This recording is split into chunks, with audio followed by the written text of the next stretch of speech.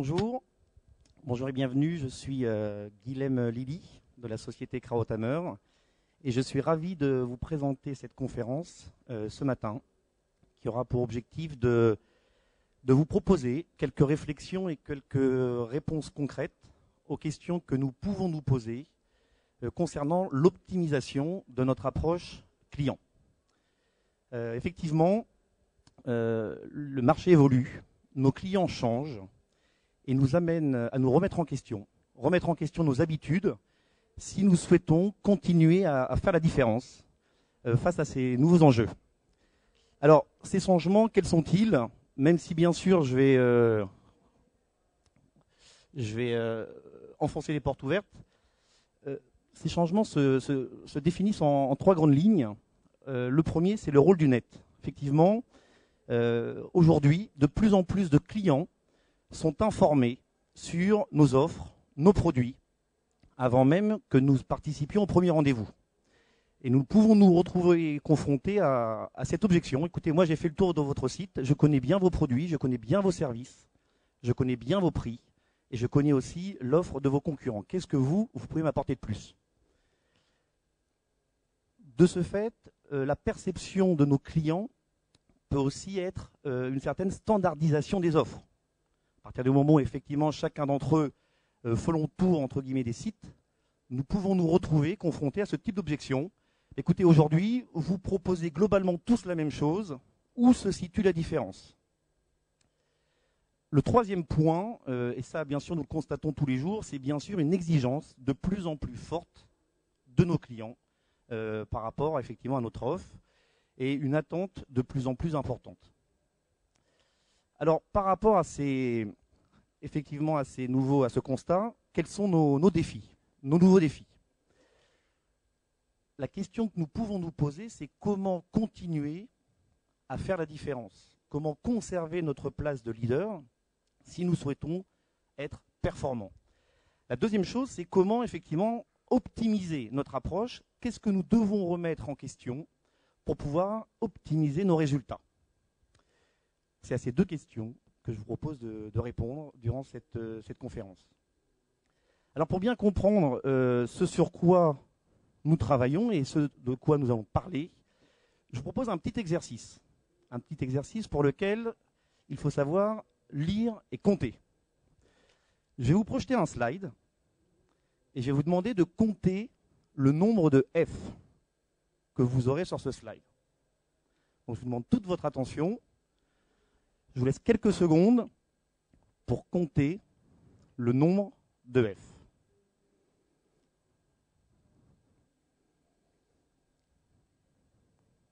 C'est bon?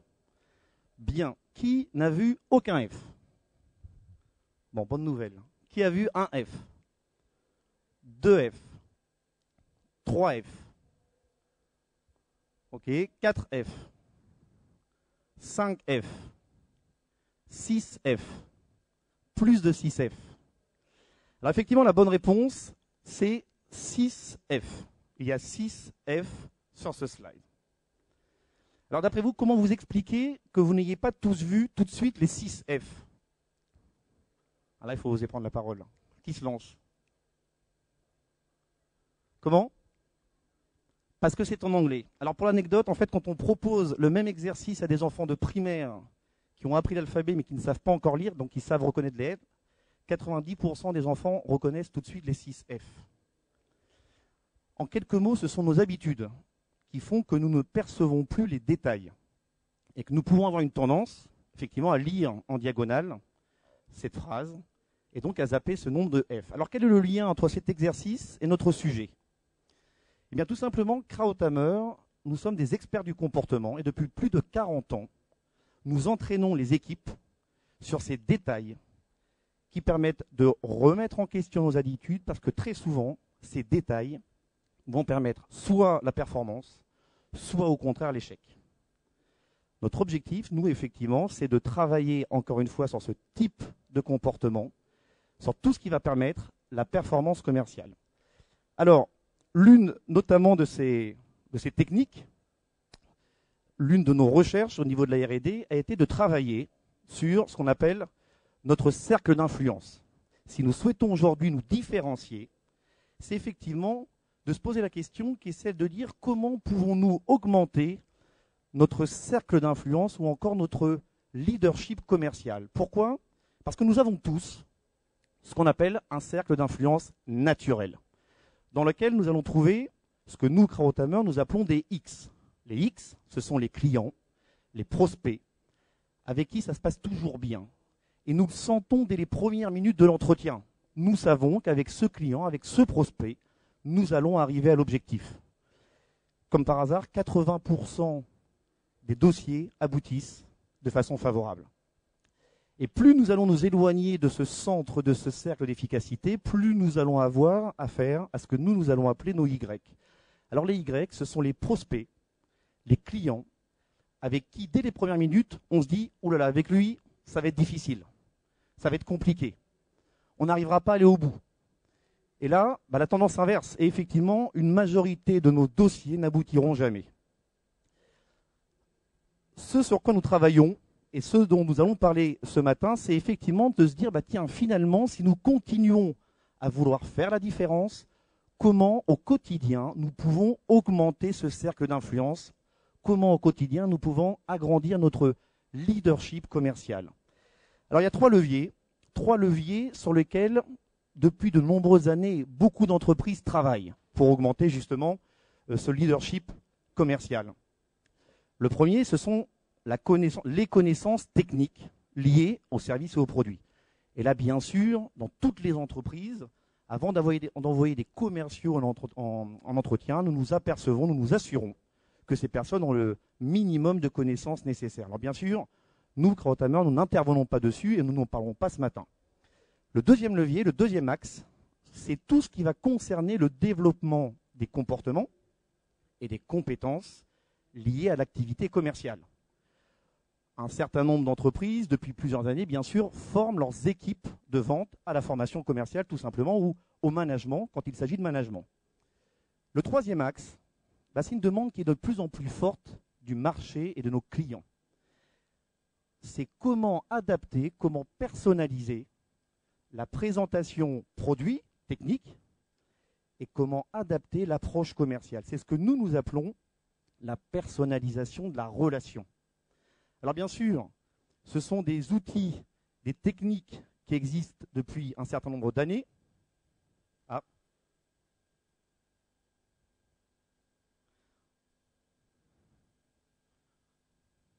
Il y a eu un petit couac.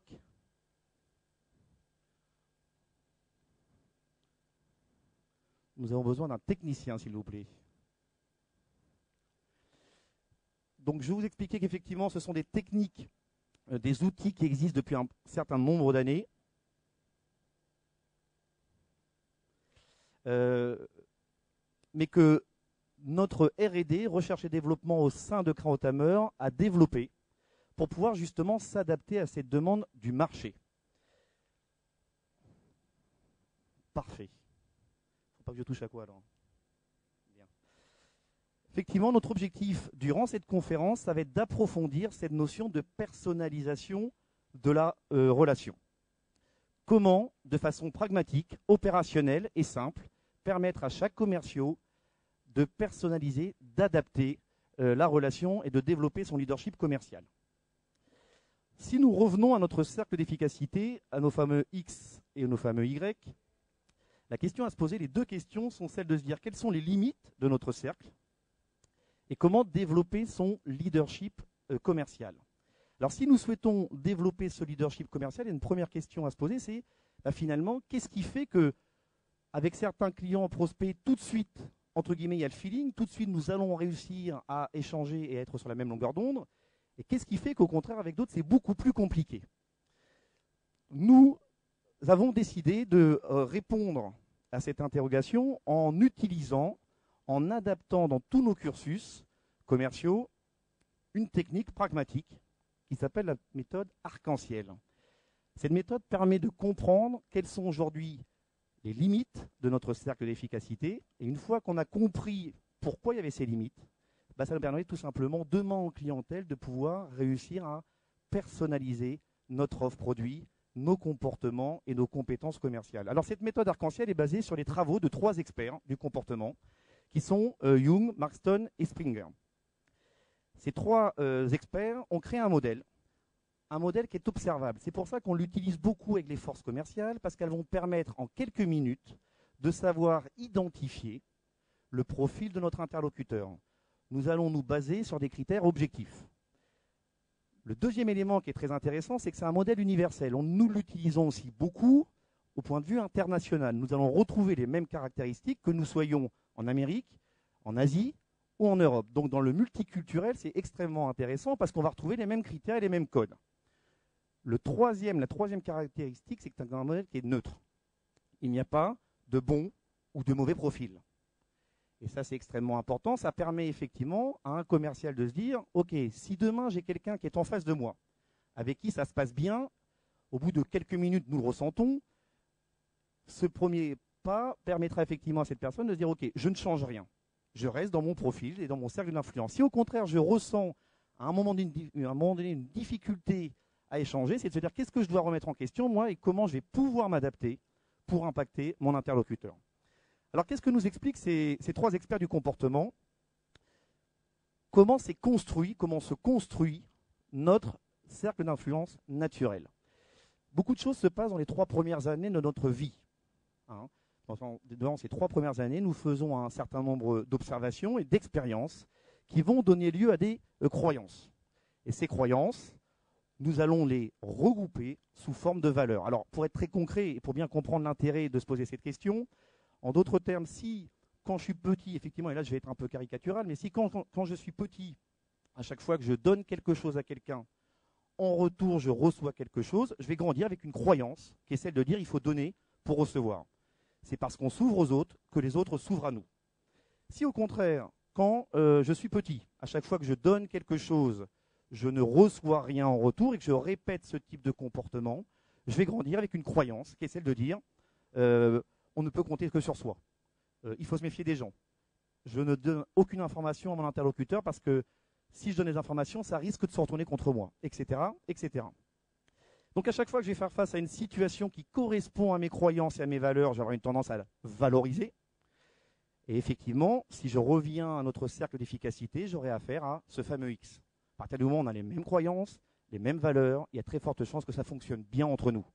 Si au contraire j'ai affaire à quelqu'un qui est dans un autre mode de fonctionnement, qui a d'autres croyances et d'autres valeurs, je vais forcément avoir une tendance à avoir une attitude négative et à être dans la dépréciation.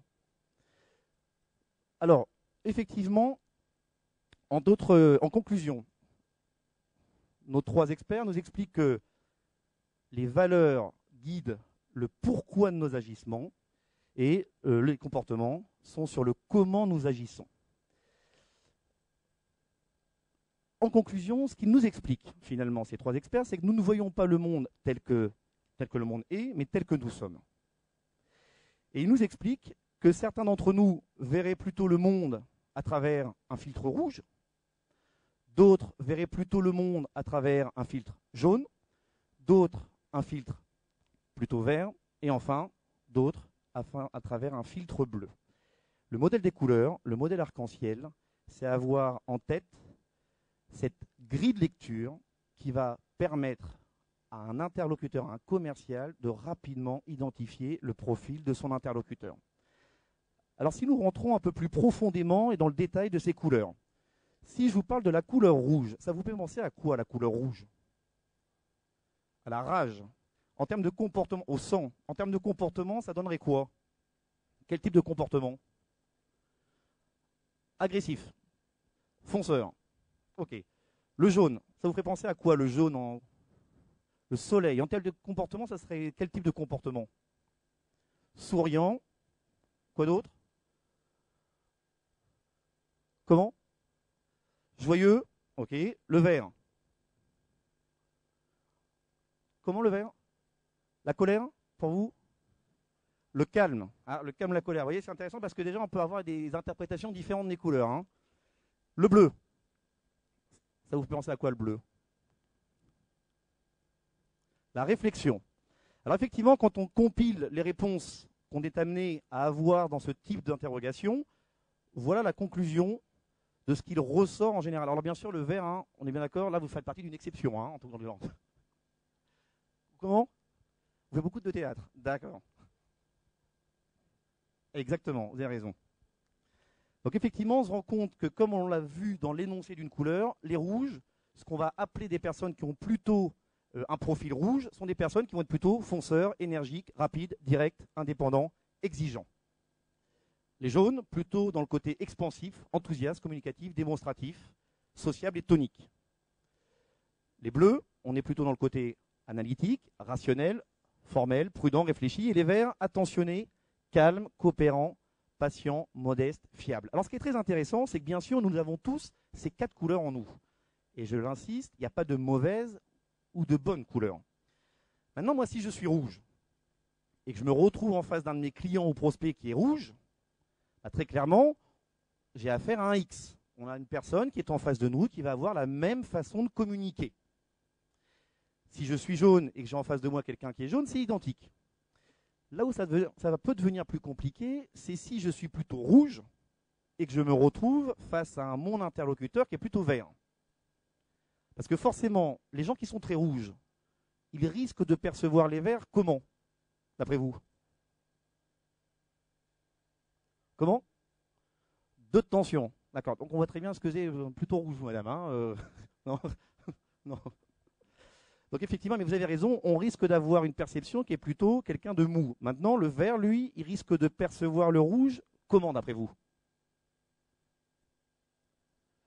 Très énergique, peut-être trop énergique, voire brutal.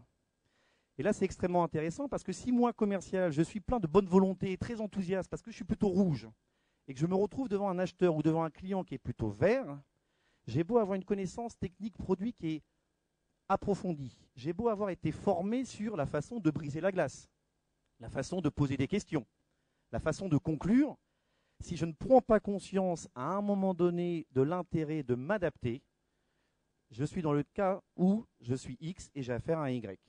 Ce qui est valable aussi pour le bleu et le jaune. Ce qui est très intéressant, c'est que, bien sûr, ces couleurs vont aussi faire référence à un certain type de profession. On va avoir beaucoup de commerciaux, de façon générale, qui sont plutôt dans le côté jaune-rouge, rouge-jaune. On peut avoir, quand on rentre dans le commerce et dans les forces commerciales des SS2I, des commerciaux qui sont au contraire plutôt bleu-vert et vert-bleu. Et ce qui est intéressant, c'est que si moi, commercial, j'ai appris qu'il était extrêmement intéressant de briser la glace, de savoir créer la relation dès les premières minutes de l'entretien, mais que je le fais selon ma couleur à moi, donc très jaune, en racontant une petite blague, hein, en parlant un petit peu du bleu, la pluie et du beau temps, en parlant un petit peu des affaires, et que je me retrouve en face de moi avec un interlocuteur qui est plutôt bleu, bah le bleu, comment il risque d'interpréter cette démarche, pourtant bienveillante, du commercial, d'après vous? Intrusive? Quoi d'autre? Exactement. C'est-à-dire qu'à un moment donné, à nous d'être attentifs et de se dire attention, et on l'apprend dans toutes les écoles de vente à briser la glace, attention à briser la glace, entre guillemets, selon la bonne couleur de mon interlocuteur et pas selon ma perception à moi des choses. Pourquoi? Parce qu'on va se retrouver tout simplement avec notre interlocuteur qui va se dire bah, c'est bon, encore un commercial, il veut briser la glace, il est dans le blabla et il n'y a aucune plus-value ou il risque d'y avoir aucune plus-value derrière. Donc l'idée ici, c'est de se dire ok, comment je vais pouvoir bien sûr m'adapter rapidement et éviter de tomber dans des pièges. Alors, juste pour bien comprendre comment et pourquoi nous nous crions sur ces valeurs, ce que nous explique Marston, c'est que nous développons un certain nombre de comportements en fonction de nos croyances. Les personnes qui sont plutôt rouges et bleues vont avoir une croyance qui est celle de dire attention, l'environnement est plutôt naturellement hostile. Il faut se méfier, on ne peut pas faire confiance aux gens. Alors qu'au contraire, les gens qui sont plutôt jaunes ou verts vont plutôt avoir une tendance portée vers l'ouverture aux autres. On peut faire confiance aux autres. L'environnement est plutôt perçu comme étant favorable. Ça, c'est la première caractéristique. La deuxième caractéristique, ce sont les rouges, ce qu'on va appeler les rouges et les jaunes, qui ont plutôt une tendance à croire et à penser qu'on peut changer les choses. C'est pour ça qu'on va parler de personnes agissantes, proactives. Alors que les bleus et les verts sont plutôt des personnes qui sont dans la réaction. on ne peut pas changer les choses. Ma croyance, c'est qu'on ne peut que s'adapter aux choses. Alors ça, c'est intéressant parce que bien sûr, ces croyances vont donner lieu à des comportements, ce qui veut dire que je vais avoir plutôt des personnes, si on est jaune ou vert, qui sont plutôt portées vers l'écoute, qui sont plutôt portées vers le questionnement, et qui vont avoir une facilité à poser ces fameuses questions ouvertes, très importantes dans le démarrage d'un entretien. Alors qu'au contraire, quand nous sommes sur des rouges et des bleus, ce sont des personnes qui ont des croyances, qui est celle de dire, plus j'argumenterai, plus je risque de convaincre ou je pourrai convaincre mon interlocuteur. Donc ce qui est très important ici, c'est effectivement de se dire, attention, chaque couleur a des forces et a des limites. Comment, encore une fois, m'adapter à celle de mon interlocuteur? Alors il y a un exemple que je prends très souvent pour bien expliquer cette notion de couleur et le type de comportement que ça peut générer. C'est la route. Vous savez, on a tous, la plupart d'entre nous avons notre permis de conduire, et le comportement que nous avons au volant, que nous pouvons avoir au volant, est révélateur, effectivement, de notre couleur. Par exemple, le rouge, les personnes qui sont plutôt rouges, sont dans un environnement hostile. Attention, la route, c'est dangereux. La route, c'est dangereux, donc on peut faire confiance à personne. Et parce que moi, je peux changer les sauges, je peux foncer, il ne m'arrivera rien. Je suis sûr qu'il ne m'arrivera rien. Et je roule en étant certain et en ayant confiance en moi pour, au pire, éviter les dangers au dernier moment. Ça, c'est plutôt le rouge. Le bleu, environnement hostile, acceptant. La route, c'est dangereux. C'est pour ça qu'il existe un code de la route et des règles auxquelles nous devons nous soumettre. Et si tout le monde se soumet au code et aux règles, nous arriverons effectivement à pouvoir vivre ensemble et à pouvoir rouler ensemble sur la route. Rouge, bleu. Le jaune, au contraire, lui, il est plutôt dans une croyance qui est de dire la route, c'est pas dangereux. Les gens ne sont pas stupides. Les gens font attention. Donc je peux me permettre de conduire sans vraiment faire attention, en faisant rire mes amis ou mes enfants, et même si je fais un écart, à un moment donné, j'aurai toujours quelqu'un en face de moi qui arrivera à éviter, entre guillemets, mon véhicule. Le vert, environnement favorable, acceptant. La route, c'est pas dangereux, les gens ne sont pas stupides. Moi, je roule tranquillement. Et si à un moment donné, des personnes roulent plus vite que moi, il n'y a aucun problème, c'est qu'elles ont forcément leurs bonnes raisons. Alors ça donne quoi en termes de comportement? C'est que des personnes qui vont plutôt être rouges seront plutôt dans la domination, dans le pouvoir. Des gens qui aiment le conflit, qui n'ont pas peur du conflit, qui vont aller droit au but, qui vont être très pushy dans leur comportement. C'est le commercial qui va naturellement relancer et relancer encore son client parce que ça fait partie de ses croyances.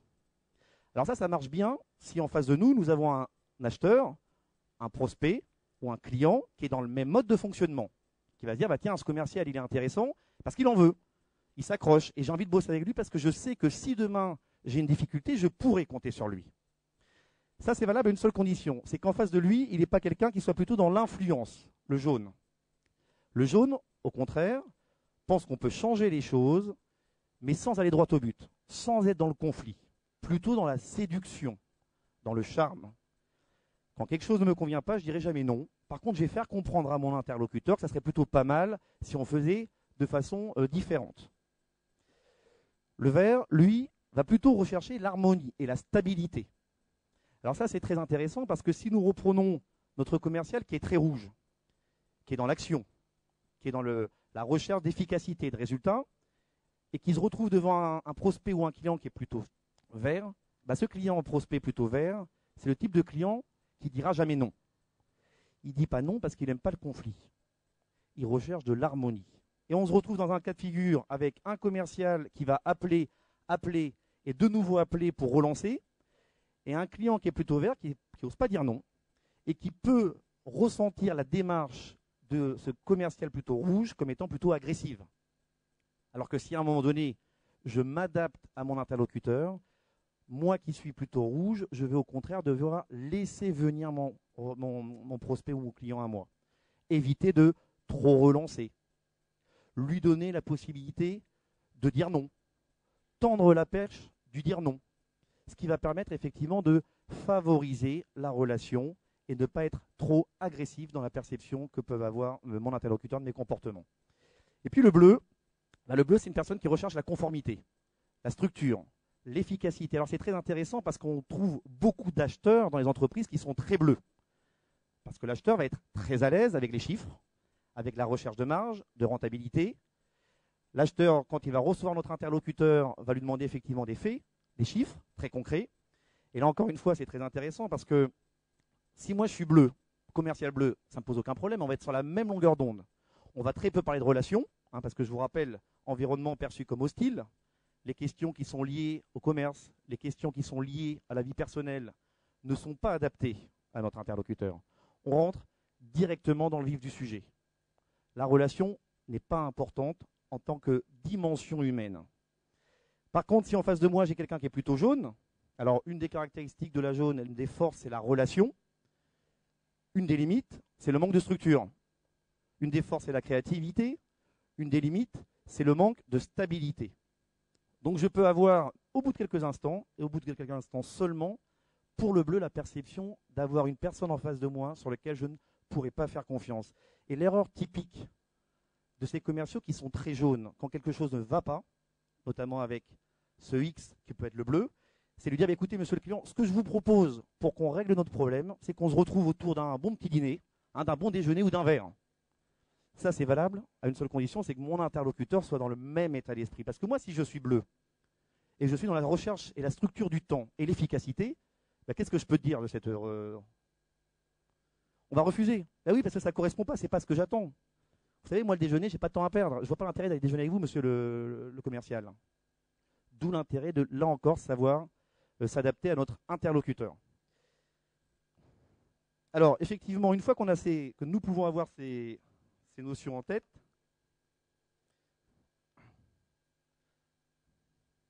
je retrouve le fil. Ce qui va être intéressant, c'est effectivement de se dire, c'est bien d'avoir ces éléments de base, mais très clairement, comment pouvons-nous les utiliser de façon pragmatique au quotidien? Parce que quand nous travaillons sur les profils de personnalité, il y en a énormément, MBTI, Processcom, Arc-en-Ciel, Success Insight, Enneagram, etc. La difficulté, c'est de le rendre opérationnel. La méthode Arc-en-Ciel a une vertu qui est celle de permettre en quelques secondes, sur de l'observation, de pouvoir identifier le profil de notre interlocuteur. On dit souvent, on n'a jamais deux fois l'occasion de faire une première bonne impression. Tout se joue en 3 minutes. Et en 3 minutes, effectivement, notre objectif va être d'être attentif à des critères observables. Alors si on prend par exemple le rouge, c'est la façon dont on parle. Ces critères observables, ils sont simples, c'est la façon dont parle notre interlocuteur. Est-ce qu'il parle vite ou pas? Est-ce qu'il parle fort ou pas? C'est la gestuelle, on va y revenir dans quelques instants, et bien sûr, le fond, la façon dont notre interlocuteur expose sa problématique ou pose des questions. Le rouge, par exemple, est une personne qui affirme plus qu'il ne parle.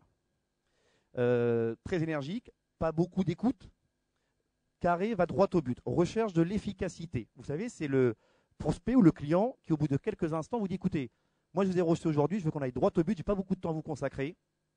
En 2-3 points, qu'est-ce que vous pouvez m'apporter de plus? Ce qui est intéressant, c'est qu'en écoutant le ton de la voix, là encore, nous aurons un certain nombre d'informations. Discours rapide, voix plutôt confrontante. Et la communication non verbale est bien sûr en lien avec ce type de personnalité. Nous avons affaire à des personnes qui sont plutôt directes aussi dans le regard. Vous savez, il faut regarder les gens droit dans les yeux. Ça, c'est très rouge comme réflexion. Parce que les gens qui ne vous regardent pas, c'est des gens qui ont quelque chose à cacher. Donc quand on rencontre quelqu'un, il faut le regarder droit dans les yeux. Et puis je lui serre la main de façon ferme. Parce que vous savez, les gens qui sont forts, c'est des gens qui serrent fermement la main. Ça, c'est une croyance. C'est une croyance parce que si je suis rouge, encore une fois, que j'ai mon interlocuteur qui est rouge, c'est un X, on est en train de créer une relation personnalisée. Par contre, si j'ai un plutôt vert en face de moi, qu'est-ce qu'il risque de se dire? Et non, lui, il est en train de me broyer les mains, lui. Ou alors, qu'est-ce qui me rend mal à l'aise à me regarder comme ça fixement? Donc ça, ce sont des croyances. Et effectivement, on va voir dans quelques instants le piège que peuvent avoir les commerciaux. Parce que pour pouvoir identifier ces caractéristiques, ça suppose que dès le démarrage dans l'entretien, au lieu de partir tête baissée dans mon argumentaire, en exposant et en présentant mes produits tels que moi je les perçois dans ma couleur, je mette de l'autre côté cette démarche et je m'intéresse à l'autre. C'est de faire parler l'autre rapidement qui nous permettra d'avoir ces maximums d'éléments. Alors, si on reprend les caractéristiques de ce qu'on va appeler des jaunes, des jaunes, ce sont des personnes qui, là encore, vont parler plutôt de façon rapide, de plutôt forte. Mais la grande différence, souvenez-vous, environnement perçu comme étant favorable, ce sont des personnes qui facilement s'expriment sur leurs sentiments, leurs ressentis, qui cherchent à créer la relation, qui ont toujours une anecdote, qui aiment raconter les choses de façon un peu théâtrale. Ils aiment faire rire. Ils vont beaucoup utiliser l'humour pour créer la relation. Je vois un monsieur qui sourit, c'est le côté jaune qui sourit. Perception flexible du temps. Alors ça, c'est très intéressant parce que le jaune, par définition, aura toujours du mal avec les horaires. Ce qui peut embêter un bleu, mais qui n'embête pas du tout, au contraire, un autre jaune. Au contraire, si je suis toujours à l'heure, à la minute près, moi en tant que client, et que j'ai mon interlocuteur qui arrive à la minute près, ça me va. Par contre, si moi en tant que client, je suis globalement toujours un peu en retard et que j'ai mon commercial qui est très bleu, qui arrive toujours à l'heure, bah là, ça peut moi aussi m'ennuyer, parce qu'effectivement, on n'est pas en train de créer une relation personnalisée.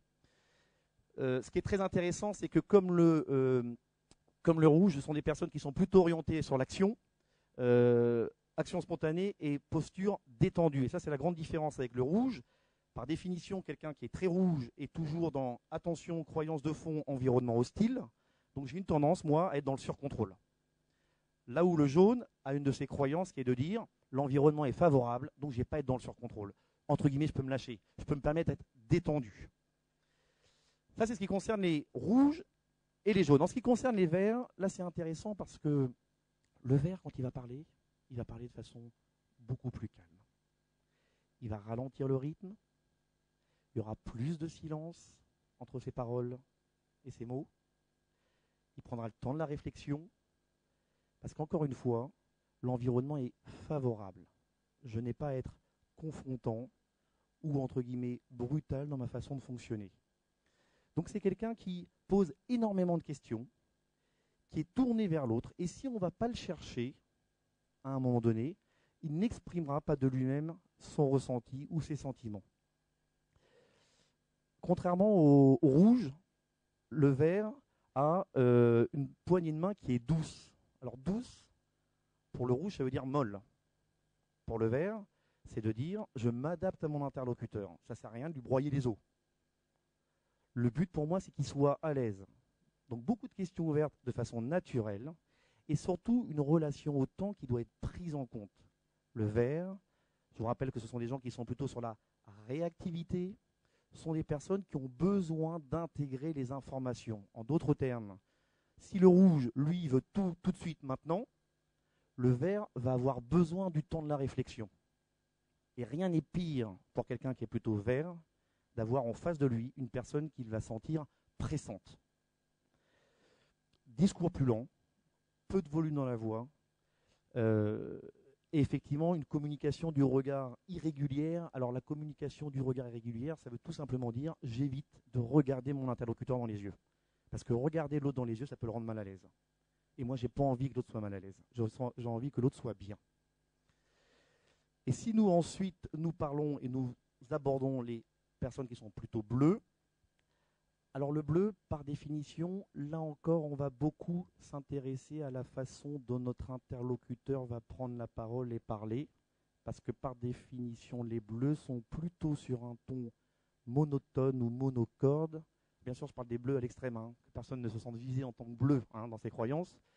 Mais effectivement, le but ici, c'est de prendre conscience que ce type d'interlocuteur a besoin, lui aussi, de factuel, de temps, pour pouvoir analyser dans le détail les chiffres et être certain de prendre la meilleure décision. Donc là encore, une personne qui est peu enclin naturellement à la relation, plutôt dans la recherche de la vérité, c'est ce qu'on appelle le soi parfait, si on parle de driver, discours plus lent, communication du regard irrégulière, poignée de main froide, attention rigoureuse. Et ce qui est très intéressant, c'est qu'un bleu est toujours, encore une fois, dans la recherche de la perfection. Alors, quand nous revenons effectivement sur ces couleurs, et quand nous travaillons avec des commerciaux, ce qui est intéressant pour nous, c'est de nous dire comment utiliser de façon pragmatique justement ces couleurs. Là, c'est un exemple que nous avons mis en place avec une banque, gestion privée, qui était de dire, tiens, comment présenter notre activité en fonction de la couleur de notre interlocuteur. Et donc cette activité, qui est donc de la gestion de fortune, en choisissant des mots, on va pouvoir effectivement créer le lien et personnaliser la relation dès l'introduction. Par exemple, le rouge, grâce à notre compagnon personnalisé, monsieur le client, vous bénéficierez d'une information rapide sur les placements les plus performants du moment. Quelqu'un qui est très rouge a besoin d'informations rapides, 2-3 points, jamais plus, performance et au moment, à l'opportunité. À nous, dans la présentation de nos produits, de notre entreprise, d'être dans cette notion de rapidité, d'efficacité. Là où le jaune a une dimension relationnelle importante. Monsieur le client, grâce à nous, vous bénéficierez d'un accompagnement personnalisé, de l'appui de conseillers qui auront plaisir à vous proposer des solutions patrimoniales originales et sur mesure pour coller à vos envies. Le jaune est quelqu'un qui a besoin de personnalisation, qui a besoin de mots comme le plaisir, comme l'envie, comme le sur-mesure. Oui, si en face de moi j'ai un prospect, j'ai un client que j'ai identifié comme jaune, je vais devoir faire ressortir cette dimension plaisir, envie et sur-mesure. Ce qui est intéressant, c'est que là, nous sommes sur des personnes qui sont sur la réactivité sur le temps. Quand j'ai quelqu'un qui va être plutôt vert, on va devoir utiliser des mots qui font référence à leurs croyances. Monsieur le client, grâce à notre accompagnement personnalisé, vous bénéficierez de l'écoute, mot très important pour un vert, de la disponibilité d'experts qui prendront le temps de répondre à vos questions et à vos attentes. La notion de temps est très importante.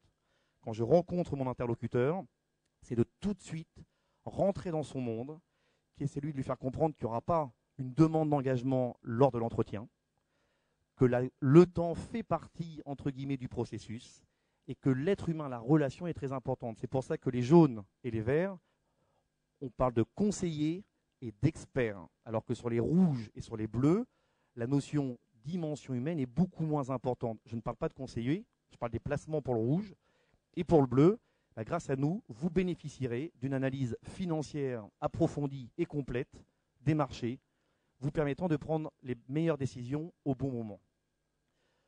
Quand nous travaillons avec les équipes et les commerciaux, notre objectif, c'est effectivement de les interpeller sur cette notion de filtre de couleur.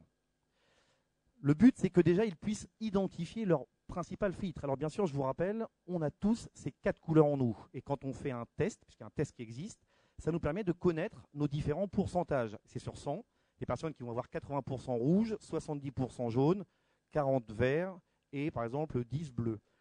Nous avons en moyenne 2 couleurs qui sont prédominantes et qu'on va utiliser le plus dans notre activité. Ce qui est intéressant, c'est qu'au-delà de la compréhension de son cercle d'influence, c'est d'aller comprendre le pourquoi de nos réussites. Et quand on travaille avec des commerciaux, on se rend compte très souvent que dans leur portefeuille, quand on leur demande ensuite d'identifier leurs interlocuteurs, 80% de leur business est fait avec des couleurs qui leur ressemblent, ces fameux X. La vraie question, c'est qu'est-ce qu'on pourrait changer pour augmenter et pouvoir intégrer, entre guillemets, ces fameux Y. Des fois, ça se joue tout simplement à une introduction, à une conclusion, ou aussi à la présentation d'une offre. Quand nous travaillons avec eux, dans un deuxième temps, nous les entraînons effectivement à identifier les profils de ces interlocuteurs. Alors là, ce sont des exercices qui sont très simples. C'est de demander à quelqu'un, on les met 2 par 2, et on leur demande de raconter une passion, un loisir, une activité ou leurs dernières vacances. En écoutant la façon dont ils racontent sur le fond leurs vacances, leurs passions, en étant attentif à la forme, le rythme verbal, l'intonation de la voix, le fait qu'il y ait de la variation ou non, on peut rapidement identifier ce que notre interlocuteur est et surtout ce qu'il n'est pas. Parce que parfois, il est beaucoup plus facile d'éliminer, entre guillemets, des couleurs que de trouver la bonne couleur. Mais ça évite surtout des impairs. Une fois effectivement que nos commerciaux ont compris leur principal profil, ont compris comment communiquer avec leurs interlocuteurs, on va travailler avec eux sur des moments clés du processus de vente. Comment je rentre en relation, l'introduction. Comment je vais poser des questions. Comment je vais relancer, comment je vais conclure pour être certain, dans ces moments clés, d'être en phase et de créer cette relation personnalisée. Voilà en quelques mots la présentation de ce modèle, de cet outil, qui permet, encore une fois, de pouvoir adapter notre discours. La conclusion, c'est ce qui permet effectivement cette vision et ce qui permet de pouvoir nous adapter, ça réside en un mot-clé, l'écoute. Et c'est pour ça que nous, quand on travaille avec ces commerciaux, la clé d'entrée d'un entretien, c'est la fameuse question magique, comment souhaitez-vous que se déroule cet entretien? Cette question ouverte permet rapidement d'identifier son interlocuteur. Pourquoi?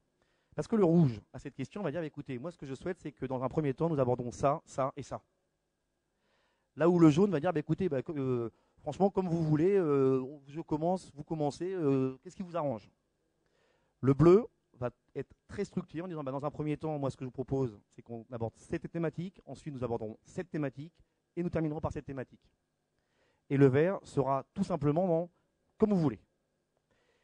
En posant une simple question dès le démarrage de l'entretien, on va permettre aux commerciaux de pouvoir rapidement s'adapter au profil de son interlocuteur et de pouvoir l'alerter lui sur, attention, est-ce que je suis face à quelqu'un qui me ressemble et sur lequel quelque part j'ai rien à changer, ou au contraire, est-ce que je dois être attentif à mon débit de parole, est-ce que je dois être attentif à mes explications, au ton de ma voix, pour ne pas être trop brusque, ou au contraire trop mou par rapport à mon interlocuteur. Voilà, donc c'était juste une présentation, une introduction à ce modèle. Quelles sont éventuellement les questions que vous souhaiteriez me poser, puisqu'il nous reste 5 minutes à peu près? C'est ça? Qui a des questions? Oui? Attends, il y a un micro qui arrive jusqu'à vous. Ah, monsieur, il n'a pas de son. Bon. Oui, vous allez devoir avoir du son. Merci pour la présentation tout d'abord. Moi j'ai une question concernant le présupposé là, sur le modèle que des personnes de même couleur vont avoir une coordination, une coopération plus fluide. Parce que j'ai un exemple en tête d'une relation commerciale entre deux rouges qui ne s'était pas très bien passé. Alors peut-être qu'il y avait une affinité en termes de personnalité, mais le rendez-vous a plus ressemblé à un combat de coq qu'autre chose. Donc je voulais avoir votre éclairage là-dessus. Avant de vous répondre, est-ce que je peux me permettre de vous poser une question? Comment vous identifiez-vous votre principale couleur sur les grandes lignes que j'ai données? Vous vous situez comment? Est-ce que je peux vous retourner la question? Comment je vous vois vous? Ouais. Non, là je peux pas parce que vous avez le micro, donc ça fausse un peu le... C'est moi qui pose les questions, hein, d'habitude. Bon. Hein. En bleu. Oui, en bleu. Alors pourquoi je vous pose cette question? Alors c'est très clairement une question de bleu, ça. Hein, pour un rouge comme moi, quoi, en fait. Hein. Non, pourquoi je vous pose cette question? Parce que vous avez entièrement raison. Si je suis pas rouge, je peux voir la discussion entre deux rouges comme étant le fameux combat de coq. Et c'est ce qui se passe très souvent, vous savez, dans une relation commerciale. Et ça se voit souvent au moment où un commercial quitte l'entreprise, ou au départ à la retraite, où les deux personnes discutent ensemble, le commercial et le client. Et le client dit au commercial, écoutez, franchement, hein, vous allez me manquer parce qu'on s'en est mise quand même. Hein, on s'est bien frité, hein, mais vous allez vraiment me manquer. Parce qu'ils sont dans ce mode de communication. Ils ont besoin, effectivement, de cet affrontement et de cette notion de conflit, qui fait partie de leur croyance. Ce qui est valable pour un rouge, si c'est un bleu, voire un jaune et surtout un vert, ça peut être quelque chose comme comment ils peuvent rentrer comme ça doit être déstabilisant et ça doit être usant. C'est pour ça que je vous posais la question de votre filtre. C'est que ces discussions, effectivement, alors bien sûr, il n'y a pas de règle après, hein, on est bien d'accord, hein, il y a toujours des exceptions. Mais globalement, quelqu'un qui est très rouge, quand il va communiquer avec quelqu'un qui est très rouge, ça risque de monter et de, entre guillemets, de friter. Parce que ça fait partie de leur communication. Et ils ont besoin de cela pour pouvoir justement communiquer. Est-ce que j'ai répondu à votre question? Oui, c'est éclairant. Je pense que quand même, parfois, ça peut faire malgré tout échouer la relation. Et là, dans mon exemple, c'était un rendez-vous de prospection. Il n'y a pas eu de suite derrière, mais votre explication reste intéressante. Ouais. Voilà, on est bien d'accord, il n'y a pas de baguette magique, ça se saurait. Mais ça permet effectivement de se dire, ok, si moi je suis vert et j'ai quelqu'un en face de moi avec un autre, c'est pas forcément négatif. Parce que c'est un peu. Là, on est sur des caricatures. Hein. Sur un modèle, on doit être sur des caricatures pour comprendre le mécanisme. D'autres questions? Qui a une autre question?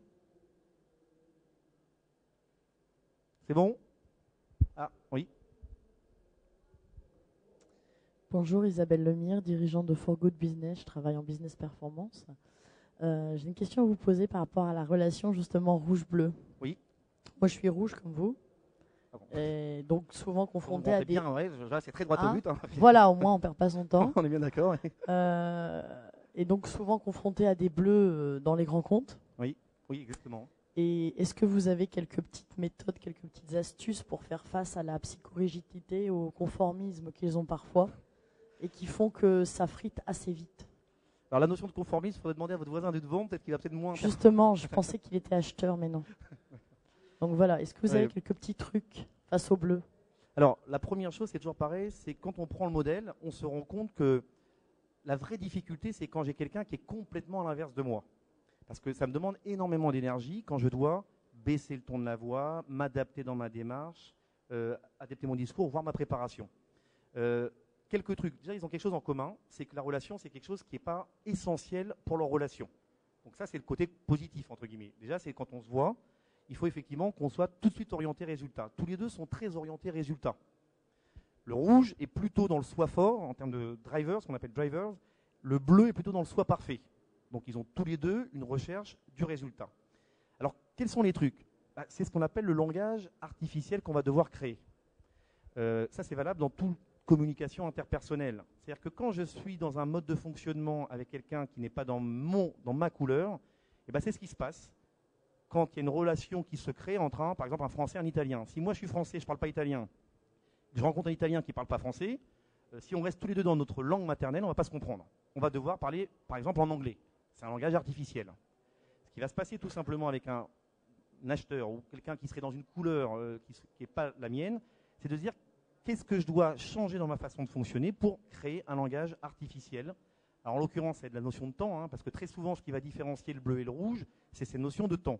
Le bleu est dans la surenchère ou dans la surdemande de détails, alors que le rouge, il faut que ça aille très vite. 2-3 points. D'ailleurs, ma présentation, et vous l'avez bien observé, elle est plutôt rouge, en l'occurrence, parce que je suis très pragmatique, en 2 ou 3 points, ce qui peut moins convenir à quelqu'un qui va avoir besoin de beaucoup plus de détails, par exemple. Donc à ce moment-là, effectivement, c'est de clarifier les choses et de mettre en place des process, et c'est ce sur quoi on travaille, parce qu'effectivement, ça va commencer par la prise de rendez-vous au téléphone, dès le démarrage de l'entretien, comment je dis non, mais sans être trop brutal, entre guillemets, et tous les comportements qu'on va adapter au profil de notre interlocuteur. Alors, des trucs et des astuces, oui, mais ça, on est sur de l'entraînement, et ce n'est pas en quelques minutes que je peux vous donner, bien sûr, ces éléments de réponse. La seule chose, c'est d'avoir conscience que ça va demander au rouge de se remettre en question. Or, la difficulté du rouge, c'est le soi fort, c'est la difficulté que j'ai, contrairement au vert, à plus me remettre en question, puisque, je vous rappelle, la remise en question, c'est accepter que l'environnement hostile risque, entre guillemets, de me bouger, quoi, en fait. Alors que le vert, l'environnement est favorable, donc je me remets plus facilement en question. Une dernière question, Je crois que j'ai compris. Ah, après je reviens ici, oui. Allez-y.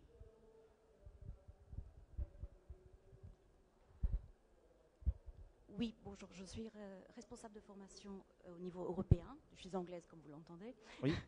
Et ce qui m'intéresse, c'est la différence entre les différents pays. Là, vous avez un modèle américain, vous l'appliquez à la France, mais les systèmes éducatifs sont très différents et les filtres sont modifiés par son expérience. Est-ce que vous pouvez dire quelques mots là-dessus? Alors, effectivement, c'est un modèle, je vous disais, il est universel. Pourquoi il est universel? Au sein de Krauthammer, nous sommes une entreprise internationale. C'est-à-dire qu'en fait, nous sommes une centaine de consultants salariés. C'est-à-dire que c'est des personnes qu'on voit régulièrement dans le cadre de notre université.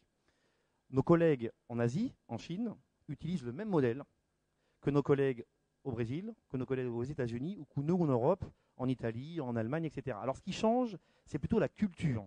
Parce qu'effectivement, il y a des cultures qui naturellement vont être plus rouges, il y a des cultures qui vont être plus bleues, etc., etc. Et quand on travaille sur le multiculturel qu'on va croiser avec le modèle, on va intégrer ces notions culturelles, mais qui est plus liée à la culture qu'aux personnes. Effectivement, quand je parle avec mon collègue chinois du côté rouge, qui est le droit au but, je dis non, je n'ai pas peur du conflit, ça ne va pas du tout s'adapter dans le filtre culturel asiatique, puisque par définition, on va plus avoir des personnes qui vont éviter le non, etc., etc. Mais la notion de rouge existe aussi, elle est relative par contre. On va avoir des personnes qui vont être plus rouges que d'autres, mais cela n'aura rien à voir avec le rouge d'un Finlandais, d'un Norvégien, d'un Hollandais, d'un Germain, qui vont être très droit au but, et où on a des cultures qui sont quand même plutôt rouges, quoi, en fait. Voilà. C'est là où on intègre la notion. Mais le filtre, le modèle, lui, est adaptable et il est universel. J'avais une question aussi par... Oui? Non? C'est bon? Bien, mais écoutez, je vous remercie de votre attention. Je reste bien sûr à votre disposition si vous avez des questions. Et bonne mise en application dès maintenant, puisque vous voyez, avec les quelques clés que je vous ai données, ça vous allez pouvoir vous entraîner à utiliser ce modèle. Bonne journée.